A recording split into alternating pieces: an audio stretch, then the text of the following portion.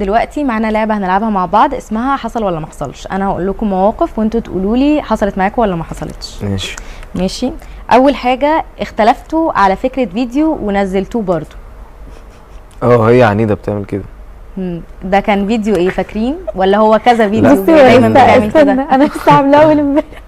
كان عندنا كنت عامله نجرسكو فظيعه، كنت عامله اكل ورحت مصوره حطيت افتكرته وانا قاعده كده في ستيكرز كان عندي، كنت هموت واعمل الترند اللي هو بتاع ستيكر.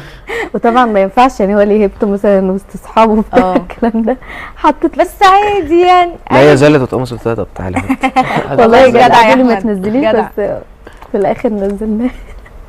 طيب حصل ولا ما حصلش اتعرضتوا لموقف محرج بسبب كومنت معين على بوست معين؟ لا لا لا لا، احنا ما بيفرقناش فعلا الكومنتات. طب ايه نوعيه الكومنتس اللي بتجيلكوا عامه؟ يعني لو قسمناهم مثلا ل3 حاجات هيبقوا ايه؟ هو ممكن يعمل لي كده بس ده في تلامس. لا لا لا احنا مش كده، كان في الاول علاقه محرمه بعد ما خطبتها ده في تلامس. شايف بعد ما اتجوزها يقولوا هو كده الناس هتتكلم في كل الاحوال. فاحنا بنكبر دماغنا خالص، كلام الناس ملوش. طيب حصل ولا ما حصلش ان سما اتخانقت مع احمد بسبب غيرتها من احدى المعجبات؟ لا ممكن الاقي كومنت ويقوم عامل عليه لايك مثلا. مره عمل لايك في بدايه ما عرفنا بعد كده يعني انت مش عايزاه حتى يعمل لايك للفانز؟ لا اتضايقت. طالما انا ما اردش هو ما يردش، ما يعملش لايك حتى للفانز، ما هم فانز. لا ماشي يعمل للناس معينه، لا ما تجيش واحد تقول له الله انت امور قوي يعمل لايك. لا بتضايق بصراحه يعني. بتغيري انت قوي؟ ما هو بيغير، ما هو اكيد بيغير برضو. طيب حصل ولا ما حصلش ان سما ما سافرتش لايفنت او حدث معين تبع السوشيال ميديا عشان احمد ما وافقش عشان مش هيكون معاها؟ الايفنت الجاي باذن الله.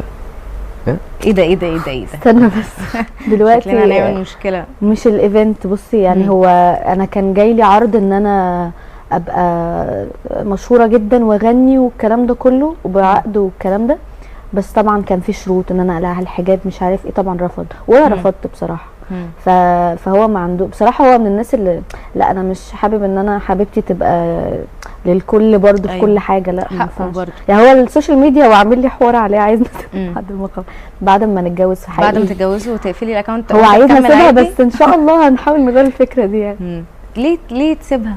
ليه عايزها تسيب السوشيال ميديا؟ السوشيال ميديا وحشه. ليه وحشه؟ ما هي فيها دلوقتي وقد الدنيا اهي. قد الدنيا بس وحشه.